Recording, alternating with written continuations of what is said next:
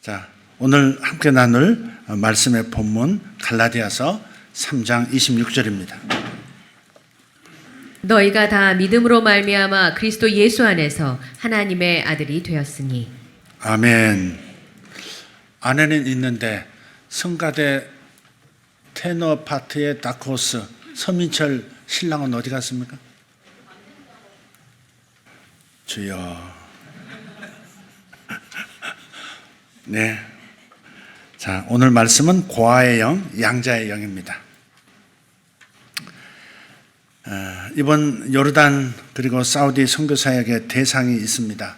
첫째는 요르단의 다음 세대, 청년들, 청소년들, 그 리더들을 세우는 훈련이 있었습니다.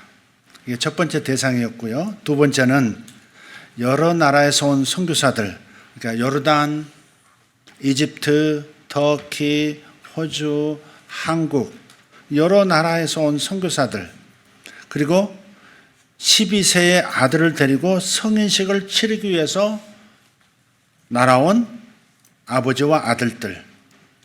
이 팀들은 사우디아라비아의 그 여러 성지들, 그리고 요르단의 성지들을 포인트로 찍으면서 함께 움직였습니다. 물론 다음 세대 아랍 청년들을 세우는 훈련은 한 장소에서 진행이 됐습니다만, 이번 이 여정을 생각해 보면 아랍 민족, 아랍 국가들은 고아의 영에 사로잡혀 있다는 생각을 거둘 수가 없습니다. 아브라함의 정식 아들은 이삭이었습니다. 본처에서 난 하나님이 인정하신, 하나님이 선택하신 아들 이삭. 그 후예가 이스라엘이죠. 반대로 이스라엘이나 이스마엘 등 그 종이나 후처에게서 태어난 민족이 또 아랍 민족입니다. 아버지 아브라함에게 인정받지 못한 아들들이 바로 아랍 민족의 조상이죠. 그래서 아랍의 모든 국가들은 일제히 이스라엘 멸망을 목표로 합니다. 이 고아의 영에 사로잡힌 아랍 민족, 이제는 그리스도 안에서 다시 양자로 하나님께서 부르고 계신다 하는 것을 느낍니다. 이스라엘과 아랍을 형제로 정렬시켜야 하는 것이 엔타임, 주의 재림을 준비하는 종말 교회의 중요한 사명입니다. 이 두 대상을 위한 선교의 발걸음이었지만 저는 개인적으로 또 한 가지 목적이 있었습니다. 그것은 사우디아라비아에 대한 예언을 제 눈으로 확인하고 싶은 마음이었어요. 1919년입니다. 5월 15일에 이런 꿈을 꾸었습니다. 한번 그대로 한번 읽어보겠습니다. 제목, 하루 1회 천장이 개방되는 건축물. 나는 커다란 박스형 창고 안에서 건축 기술자들에게 돔 형식의 건축물들을 만들 것을 제안한다. 비행장의 경납과 같이 길면서 천장은 둥그렇게 지어야 한다. 그리고 하루에 한 번씩 지붕이 열리면서 하늘을 볼 수 있게 한다. 그런데 요청받은 건축가는 바닥을 보면서 말한다. 바닥이 감당할 수 있는지에 대해서 쉽지 않다는 것이다. 이 건축물은 다 지어진 다음 가리고 있던 창고는 철거될 것이다. 약간의 비밀성이 있는 것이다. 이 꿈은 6월 17일에서 27일 북아프리카 방문 중에 모로코에 있는 그 카사블랑카, 이슬람 모로코에서 확정이 되었습니다. 약 3만 명에서 4만 명을 동시에 수용해서 예배하는 이슬람 모스크인데, 환기를 위해서 천정이 열리게, 하늘을 향해서 열리게 되어 있습니다. 양쪽으로 쭉 하늘이 열리는데 이렇게 돔 형식으로 되어 있어요. 길쭉한 돔 형식입니다. 그래서 한 번 열리는데 20분이 걸립니다. 어마어마하게 크죠. 그곳에서 동행했던 목사님들에게 제가 그 꿈을 가지고 예언을 했습니다. 이게 이슬람 사원인데 이 사원의 천장이 열리는 것에 대해서 제가 5월 달에 하나님께로부터 꿈을 받은 게 있습니다. 그것은 이슬람의 메카, 그러니까 그 메카가 사우디에 있는데 이제 사우디가 열리게 될 것입니다. 준비해야 합니다. 사우디가 열릴 것입니다. 정치적으로도 선교적 의미로도 개방이 될 것입니다. 그렇게 예언을 했습니다. 그리고 다시 이 꿈은 그의 10월 레바논에서 그 5월의 꿈과 6월의 모로코에서 선포했던 예언을 한국 선교사님들과 그리고 중동의 선교사들에게 나누었습니다. 사우디가 열릴 것입니다. 준비하십시오. 이제 들어갈 수 있습니다. 얼마 되지 않아서 이슬람 수니파의 메카 사우디아라비아를 누구나 들어올 수 있도록 개방을 시작했던 것이죠. 그런데 그 개방을 선언하자마자 곧바로 코로나가 터져서 들어갈 수가 없었고, 지금은 성지순례를 위한 여행객들 그리고 많은 선교사들이 들어가기 시작했습니다. 저희는 요르단 남부 국경에서 사우디로 들어갔죠. 많은 사람들이 지금 비즈니스 모델을 가지고 선교사로서 사우디로 들어가고 있는 것을 확인했습니다. 여지껏 알고 있었던 시내산은 시나이 반도, 시내 반도에 있었습니다. 근데 그게 캐톨릭에서 아무렇게나 찍은 장소임을 최근에 알게 되었고, 진짜 시내산이 바로 아라비아 광야에 있다는 사실, 그것을 이제 확인하게 됐습니다. 건넜던 홍해, 여호수아가 아말렉과 싸웠던 와디름, 반석을 2번 쳐서 물을 터뜨렸던 르비딤 반석도 보았습니다. 광야 40년의 실제 현장을 볼 수 있었던 것이죠. 특별히 저희 아내는 시내산 엘리야 동굴까지 올라갔습니다. 시내산은 올라가는데 4시간, 내려오는데 4시간입니다. 도합 8시간의 대장정이죠. 저는 저질 체력 때문에 올라가지 못했습니다. 올라가다가 헉 하고서 다시 돌아 내려왔습니다. 아주 초입에서 그냥 돌아왔어요. 그래서 제가 이제 저질 체력이 아니라 악질 체력이다. 제가 그렇게 돌아오면서 얘기했습니다. 60 환갑의 나이로 시내산을 시도한 여자는 아마 깨기 힘든 기록일 거라고 이제 다들 이구동성으로 얘기합니다. 물론 앞에서 잡아주고 뒤에서 밀면서 올라갔지만 그래도 아내 대단합니다. 도전해서 성공했어요. 아직까지 60 넘은 분이 올라간 적이 없대요, 여성이. 그리고 그 산은, 그 코스는 전문가들이 봤을 때 절대 일반인은 올라갈 수 없는 코스라는 거예요. 그걸 무모하게 올라갔느냐고 사람들이 다 놀라는 겁니다. 절대 올라갈 수 없대요. 그냥 거의 이렇게 경사가 이런 곳을 이렇게 길을 찾아서 만들어가면서 올라가는 그런 과정이었습니다. 2019년 6월 모로코에서 했던 그 예언을 10월에 이런 예언을 요르단과 레바논에 모인 한국과 중동의 선교사들에게 다시 한번 선포했습니다. 선교의 상황이 바뀔 것입니다. 사우디는 열릴 것이지만 레바논은 닫힐 것이다. 다음 날 저는 그 예언을 하고 레바논을 떠났습니다. 바로 그 직후에 레바논에서 시위가 일어나기 시작했고 레바논 공항이 폐쇄가 됐습니다. 왜? 공항 앞에서 타이어를 태우면서 수만의 레바논 사람들이 무서운 시위를 했거든요. 그 이후로 지금까지 레바논은 경제가 아주 급추락을 했어요. 좀 말이 아닙니다. 레바논이. 그리고 지금 사우디가 열린 거죠. 그걸 제가 확인하고 싶어서 갔었던 겁니다.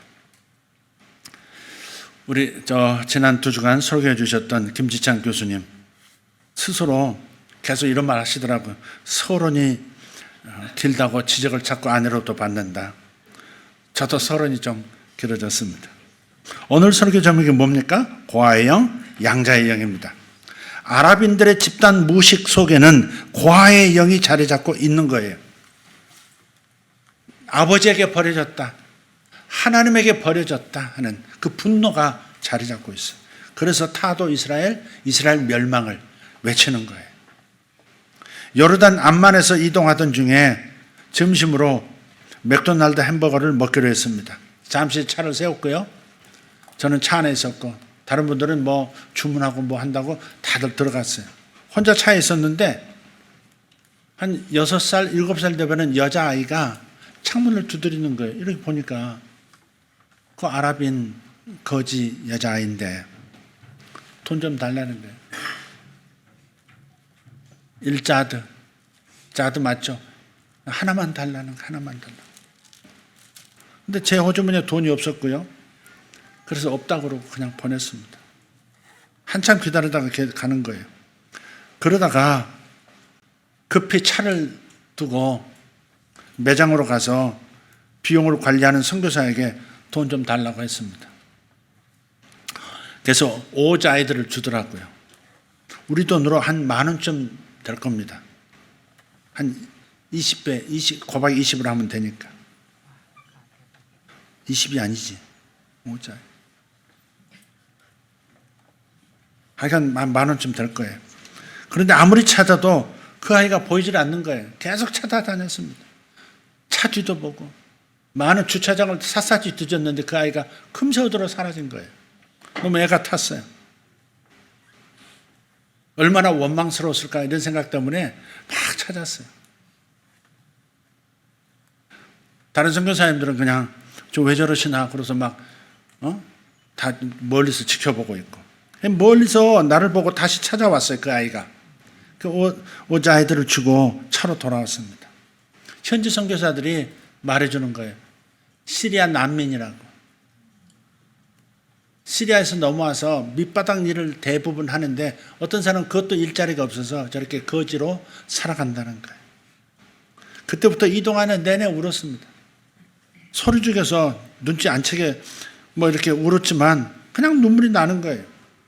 처음에는 그 아이의 얼굴 때문에 이렇게 눈물이 났지만 나중에는 아랍 전체가 고아의 영에 사로잡혀 있다는 그 생각에 그냥 마음이 무너진 거예요. 국가의 아버지라 할 수 있는 정치인의 잘못된 선택이 전쟁을 불러일으키고 국민들은 난민이 되고 거지가 되어서 모든 중동 땅으로 흩어져 버렸으니 배후에는 물론 사탄이 있죠.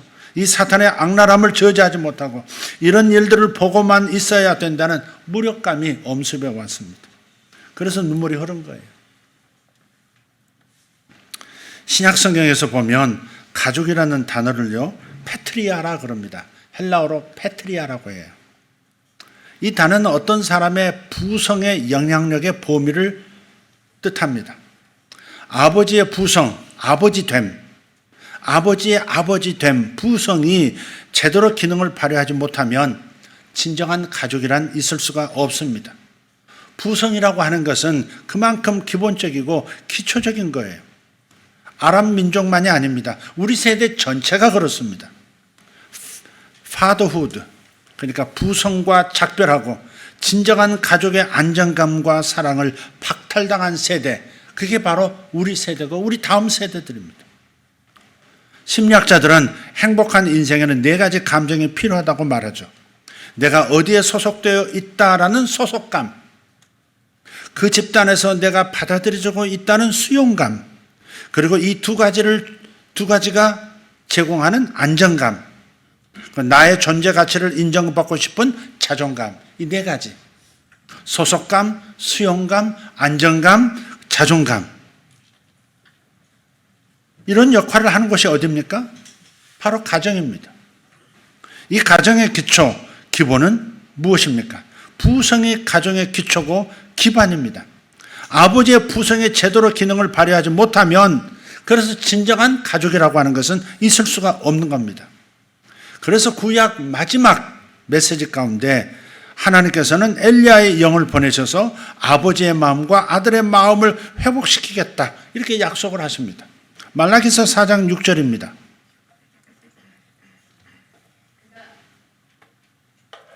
그가 아버지의 마음을 자녀에게로 돌이키게 하고 자녀들의 마음을 그들의 아버지에게로 돌이키게 하리라.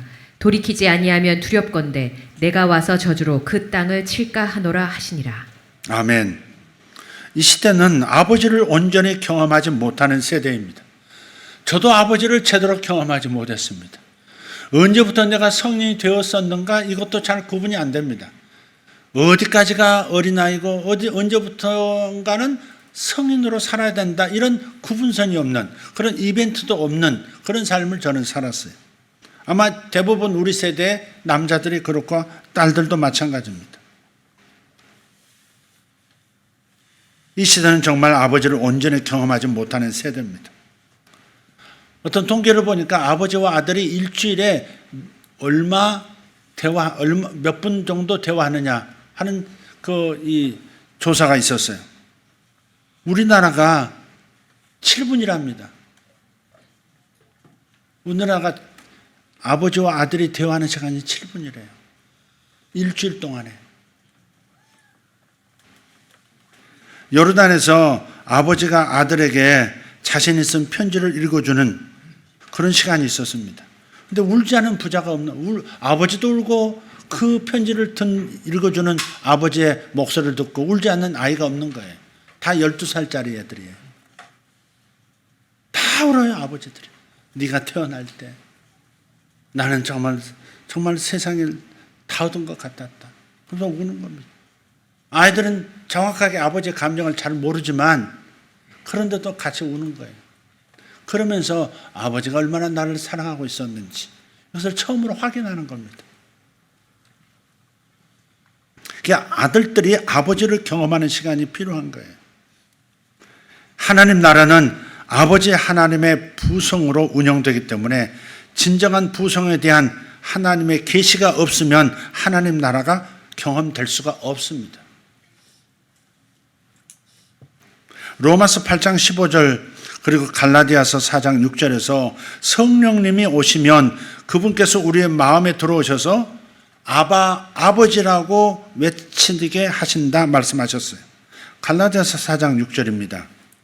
너희가 아들이므로 하나님이 그 아들의 영을 우리 마음 가운데 보내사 아빠 아버지라 부르게 하셨느니라. 아멘. 그 아들의 영은 바로 성령을 말하는 겁니다. 성령을 우리 마음 가운데 보내셔서 아빠 아버지라고 부르게 하셨느니라. 로마서 8장 15절 너희는 다시 무서워하는 종의 영을 받지 아니하고 양자의 영을 받았으므로 우리가 아빠 아버지라고 부르짖느니라.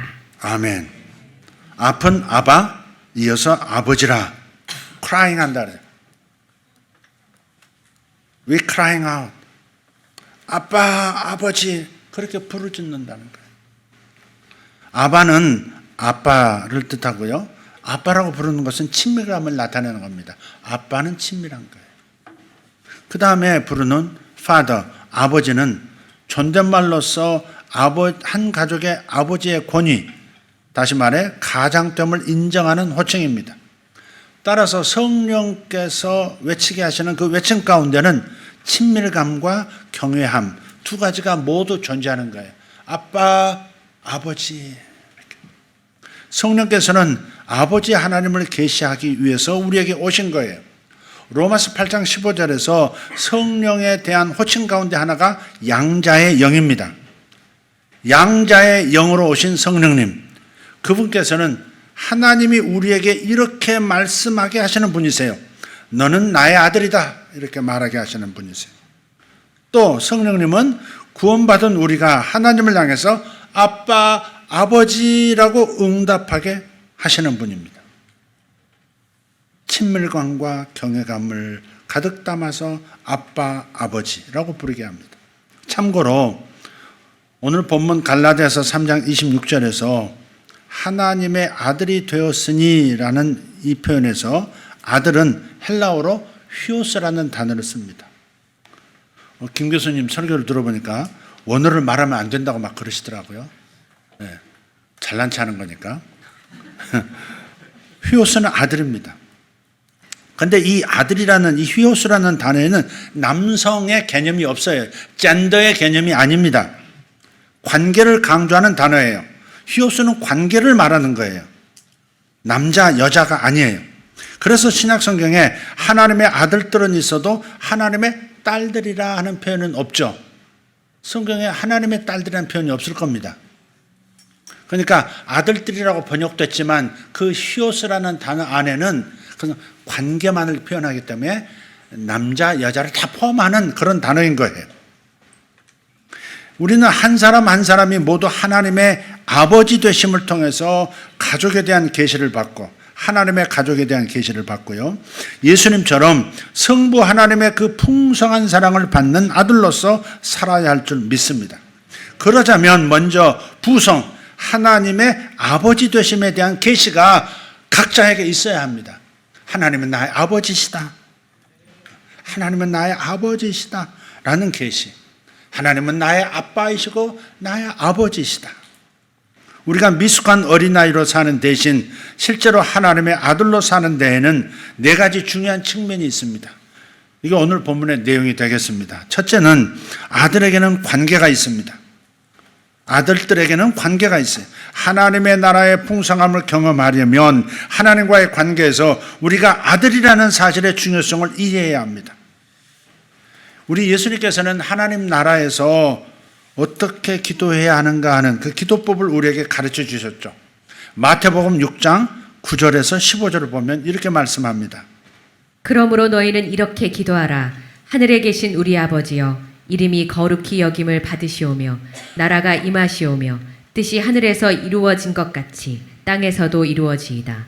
오늘 우리에게 일용할 양식을 주옵시고 우리가 우리에게 죄 지은 자를 사하여 준 것 같이 우리 죄를 사하여 주옵시고 우리를 시험에 들게 하지 마옵시고 시험에 들게 하지 마시옵고 다만 악에서 구하시옵소서.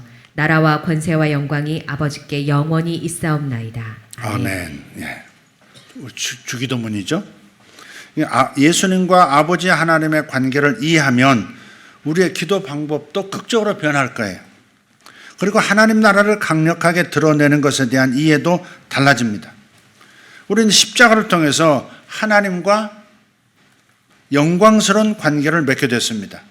아바, 아버지라 부르는 관계, 너는 내 아들이라 하는 이 관계를 갖게 된 거예요. 저는 성령 받고 예수 믿고 그 다음 성령 받은 다음에 부르짖는 기도의 시작이 항상 아버지였습니다. 뭔가 하나님께 말씀드리고 싶은데, 뭔가 요청하고 싶은데, 말로 표현하기 어려울 때 즉각적으로 튀어나오는 단어가 아버지였습니다. 아버지. 또 방언으로 하면 아바이 나오더라고요. 아바. 아바. 나중에 보니까 아바가 그렇게 이 아람어로 아빠를 뜻하더라고요. 아바, 아버지 이렇게 불렀어요. 근데 실제로 저에게는 아버지라는 호칭이 그리 달가운 호칭이 아닙니다. 아버지와의 관계 때문에 그랬어요. 별로 좋지 않았거든요. 그럼에도 하나님과 나의 교제의 시작 언어가 항상 아버지였다는 사실입니다. 우리 아들들은 나에게 지금도 아빠 그럽니다. 30이 넘어도 아빠입니다. 미가엘은 시종일관 아빠인데 최근에 큰아들은 장남이라고 언제부턴가 문자를 보낼 때는 아버지 이렇게 보내요. 아버지. 아버지라고 하기에는 조금 힘들고 그러니까 아버지 그러는 건지 요새 그 세대 오는지 잘 모르겠습니다. 아버지 이렇게 보내요. 그러니까 아빠하고 아버지하고 섞인 것 같은 느낌이 들더라고요. 저는. 예수님의 십자가를 통해서 그리고 그 십자가의 희생에 대한 믿음으로 하나님 아버지와 우리가 관계가 시작된 거예요. 마틴 부버라고 하는 유명한 유대인 철학자는 창세기 1장 1절을 이렇게 번역합니다. 태초에 관계가 있었다. 태초에 관계가 있었다. 하나님이 홀로 계신 그 하나님께서 대상, 그러니까 피조물을 창조하기 시작한 것은 관계를 시작하기로 결정하셨다 하는 뜻에서 창세기 1장 태초에 말씀이 계시니라 이걸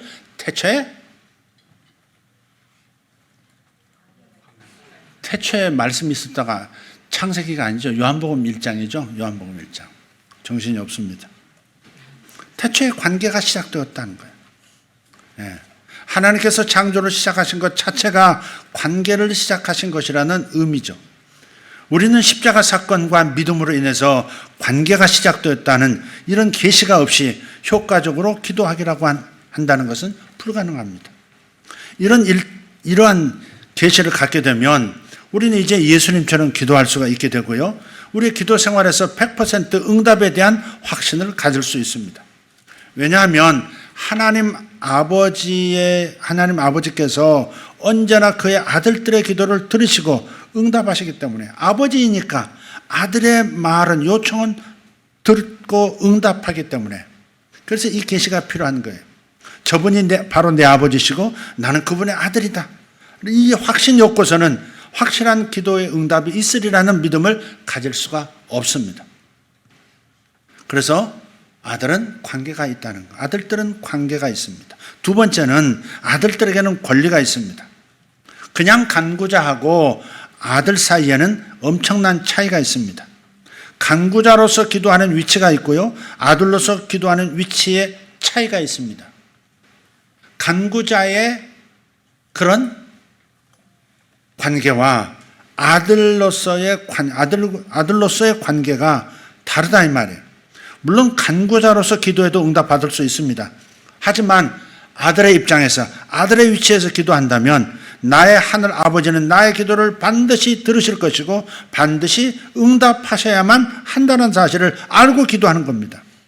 그래서 예수님의 하나님 나라 기도법을 보면 먼저 관계부터 나타나는 거예요. 하늘에 계신 우리 아버지요, 이렇게. 뭔가 중대한 기도를 하실 때 항상 아버지라는 호칭이 먼저 앞에 등장하는 거예요. 하늘에 계신 나의 아버지요. 먼저 관계가 있어야 하고 마음으로부터 아버지라고 말할 수 있어야 한다 하셨습니다. 그러니까 여러분이 정말 구원받았다면 아버지가 나오는 거예요. 아버지가 나오는 거예요. 저분이 내 아버지야. 참 아버지야. 나는 저 아버지의 아들이야. 이렇게. 그렇게 되면 우리는 모든 기도의 응답을 기대할 수가 있게 되고 확신할 수가 있게 되는 겁니다.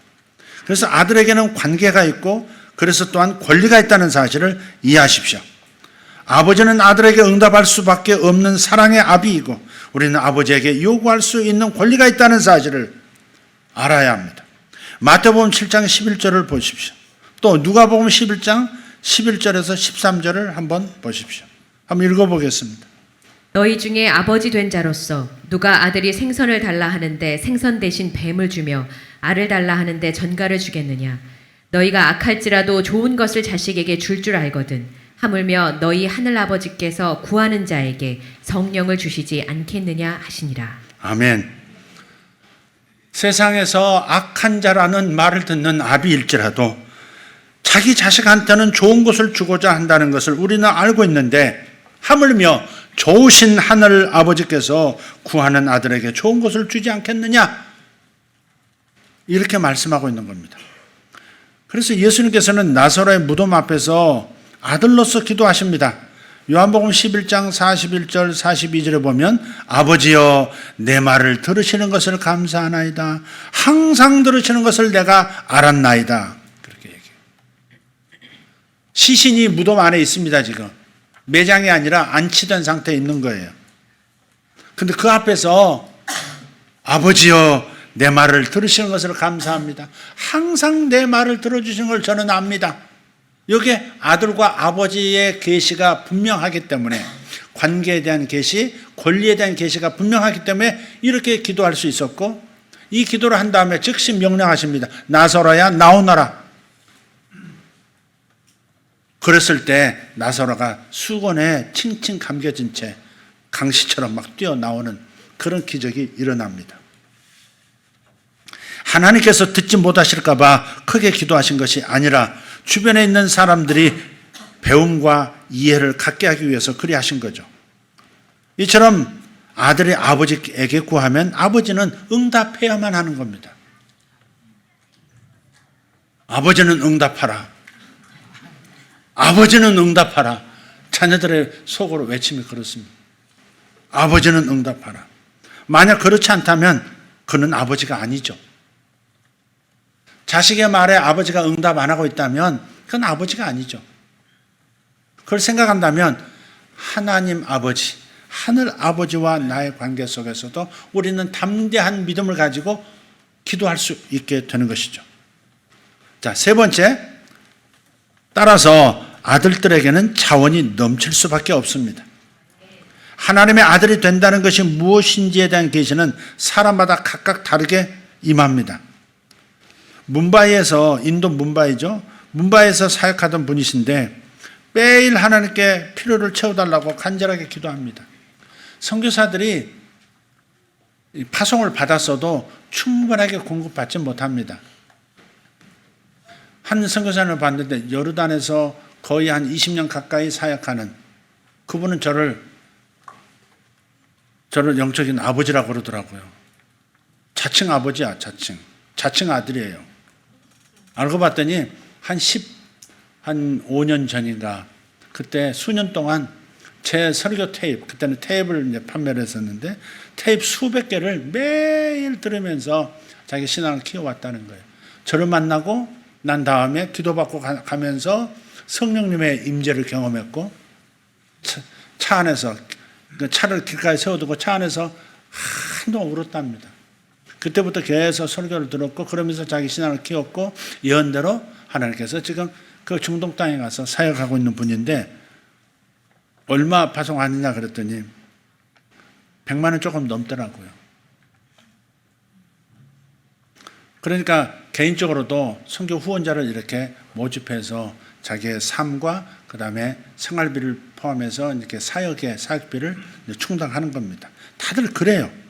대부분이 그렇습니다. 근데 어떤 사람은 수단이 좋아가지고 어마어마하게 후원을 받고 부자처럼 사는 사람도 있긴 있습니다. 근데 이분은 굉장히 어려웠던 분인 것 같아요. 매일 필요를 요청하는 겁니다. 내일 아침 식사를 좀, 우리 아들 신발 좀 사주세요. 이렇게 계속 간절하게 기도하는 겁니다. 근데 어느 날 그 선교사님 사모가 아들의 그 낡은 그 와이셔츠를 다리고 있는데 하나님의 음성이 들리는 겁니다. 너는 내가 어떤 아버지라고 생각하느냐? 질문하시더래요. 너는 내가 어떤 아버지라고 생각하느냐? 갑자기 할 말이 없어가지고 가만히 있었대요. 다시 질문 들렸습니다. 너는 어째서 나를 이처럼 대우하느냐? 딸아, 너는 어째서 나를 이처럼 대우하느냐? 날마다 이런 식으로 내게 부르짖지 마라. 지금부터는 그냥 감사해라. 나는 언제나 신실하고 내가 구하기 전에 너의 모든 필요를 나는 채워주겠다. 왜냐하면 나는 너에게 아버지가 될 것이라고 약속했기 때문이다. 이제는 감격해서 아무 말도 못했습니다. 그리고 그날 이후로 그 사모님은 단 한 차례도 하나님께 자신의 필요를 구하지 않았다고 합니다. 그저 감사로 일관했다는 겁니다. 그래서 다른 사람들의 필요를 기도하는데 집중할 수가 있었다. 그렇게 고백했습니다. 이렇게 계시를 받으면 그렇게 나가면 됩니다. 그냥 아들로서 감사합니다. 준비해 주셨죠? 감사합니다. 저 뭐 주고 싶으시죠? 감사합니다. 이렇게 해도 됩니다. 그렇다고 해서 하나님 뭐가 필요합니다. 이것을 주세요. 저것이 필요합니다. 저것을 주세요. 이거 기도하지 말라는 얘기가 아닙니다. 어느 날 갑자기 너는 내 아들이니까 나는 너의 아버지니까 다 준비되어 있어. 그냥 감사만 하면 돼. 하나하나 구할 필요 없어. 이렇게 말씀하신다면 그렇게 기도하면 되는 거예요. 하늘아버지가 내 아버지시고 그 아버지의 사랑은 끝이 없으시고 그래서 아버지의 모든 것이 내 것이다. 그렇게 믿어지고 그러면 그렇게 기도하면 되는 겁니다. 먼저 우리가 이를 진심으로 믿는다면 기도가 좀 바뀔 거예요. 그저 아들처럼 기도하게 될 겁니다. 물론 필요를 얘기할 때도 있죠. 등록금 나왔어요. 얘기할 필요가 있죠.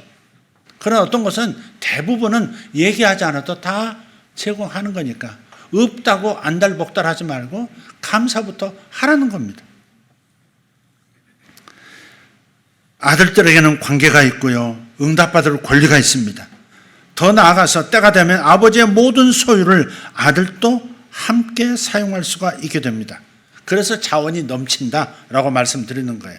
아들들에게는 자원이 넘칩니다. 네 번째, 그렇지만 아들들에게는 책임도 있다는 사실을 아셔야 합니다. 아들의 책임을 다하지 않으면 아들로서 온전한 특권은 있을 수가 없습니다. 유대의 문화에 이런 게 있습니다. 그 아버지에 대한 사랑과 충성심을 인정받았을 때 공적으로 그가 아버지의 아들됨을 선포받게 됩니다. 동네의 유지들, 동네 장로들을 다 초청합니다. 그래서 완전한 성인이 되었음을, 완전한 성인의 완성이 이루어졌음을 공포하게 되는 그런 의식을 갖게 하는 거예요. 이제는 나의 아들이 성숙한 아들이 되었다는 것을 아버지로서 인정한다.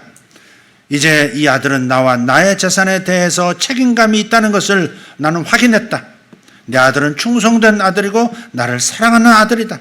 그러니 이제부터는 그의 말이 나의 말이 될 것이고 그의 약속인 내 약속과 같다. 그리고 나의 모든 소유는 임의대로 이 아들이 사용할 수 있을 것이다. 라는 이런 선언을 공동체 원로들 앞에서 선언을 합니다. 그게 대개 나이가 30입니다. 그래서 예수님 30의 세례를 받으셨죠? 이것이 유대 문화적 배경에서 나오는 거예요. 예수께서 세례 받으셨을 때 하늘이 열리고 성령의 비둘기처럼 임하시면서 음성이 들렸습니다.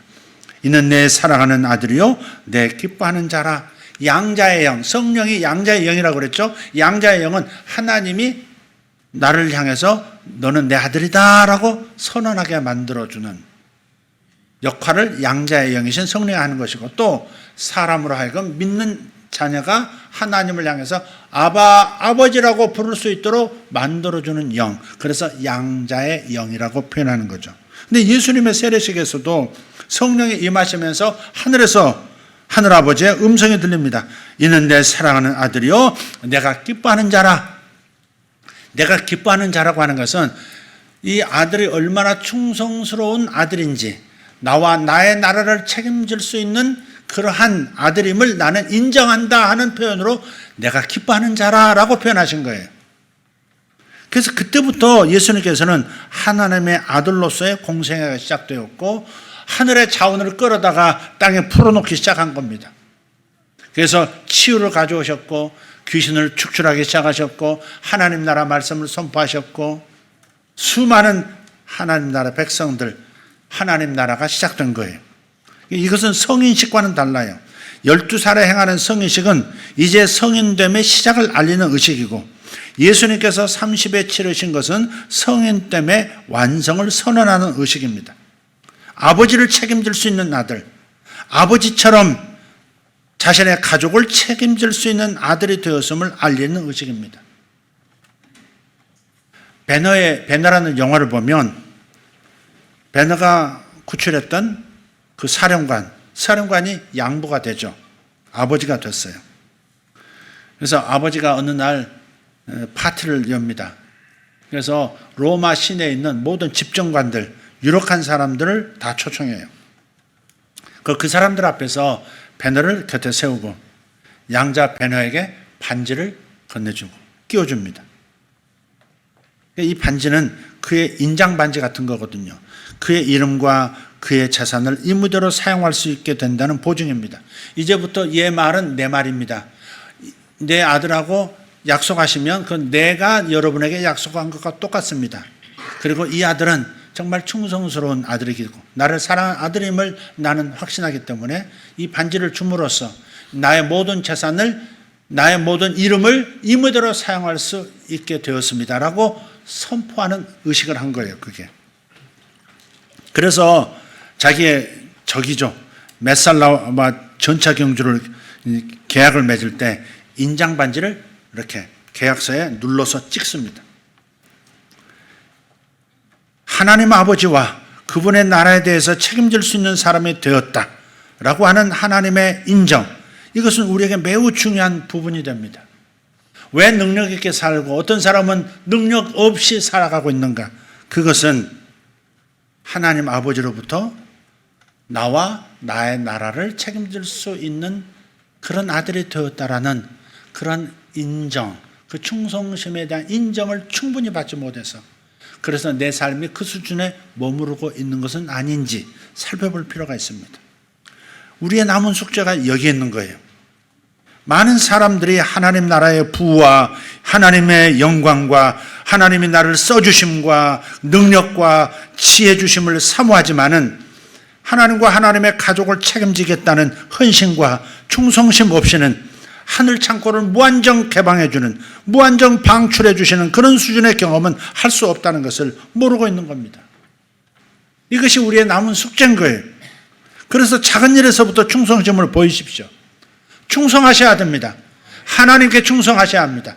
나를 구원하신 그 예수님께 충성하실 수 있어야 합니다. 나의 인생을 들여서, 나의 시간을 들이고, 나의 물질을 들이고, 나의 재능을 들여서 그분에게 충성을 보이셔야 합니다. 작은 일들에서부터 영향력을, 리더십을 길러가십시오. 리더십은 영향력입니다. 영향력입니다. 말하는 것도 영향력입니다. 작은 섬김, 미소도 영향력이 될 수 있습니다.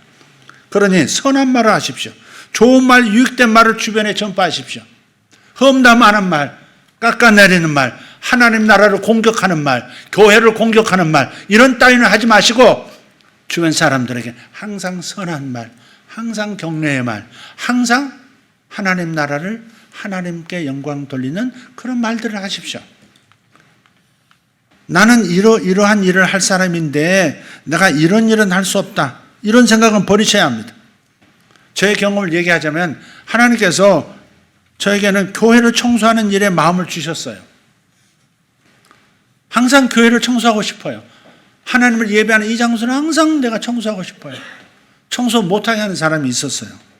장애를 가지고 있는, 정신적으로도 몸도 장애를 가진 자매인데 청소는 자기 거라는 거예요. 어느 날 그 자매 피해서 몰래 청소하다가 들켰어요. 그 자매가요, 짝대기를 가지고 쫓아와서 저를 교회 코너에다 밀어놓고요, 얼마나 힘이 센지, 한쪽 팔을 못 쓰거든요. 근데 이쪽 팔이 얼마나 힘이 센지 몰라요. 저를, 고등학교 3학년인데 한참 힘이 셀 때인데 얼마나 무섭게 저를 들이치든지 꼬집어 뜯으면서 막 이렇게 막 저를 막, 그래가지고 그다음부터는 청소를 잘 못했는데 하나님께서 항상 예배당에 대한 청소의 마음을 저에게 주셨어요. 그리고 나중에 목사의 일을 마음에 주셨어요. 청소를 해야 되겠다. 청결하게 성전을, 예배당을 청결하게 해야겠다. 요 마음을 주시더니 나중에는 목사의 마음을 주시더라니까요. 작은 일에 충성된 자가 큰 일을 맡게 되는 겁니다. 큰 돈을 주시면 큰일 하겠습니다. 그러지 말고 작은 돈으로 섬기십시오. 그러면 큰 돈을 맡기실 때가 옵니다.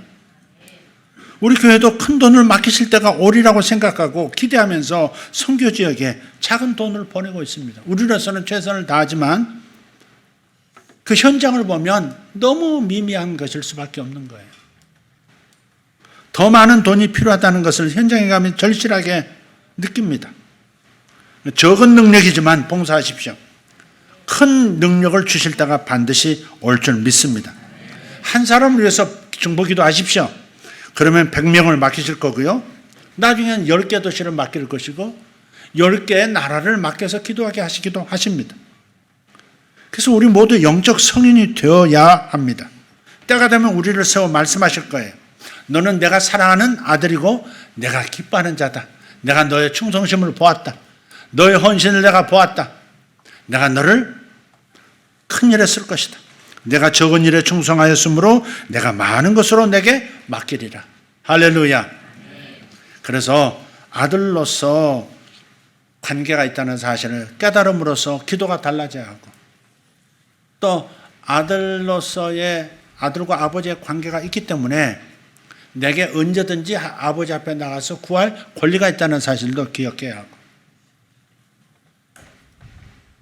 그래서 때가 되면 여러분이 모든 자원을 사용할 수 있는 충성된 성인으로서 인정받는 역사가 일어나면 그때부터는 많은 길들이 저절로 열리는 역사가 있는 겁니다.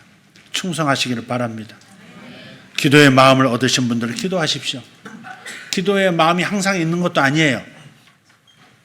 기도하고 싶은 마음이 항상 있는 게 아닙니다. 여러분 경험해 보셨죠? 기도하고 싶은 마음도 하나님이 주셔야 돼요. 기도하고 싶은 마음이 작게 왔을 때 그 작은 기도를 실행하십시오. 그 작은 기도의 마음을 활성화시키십시오.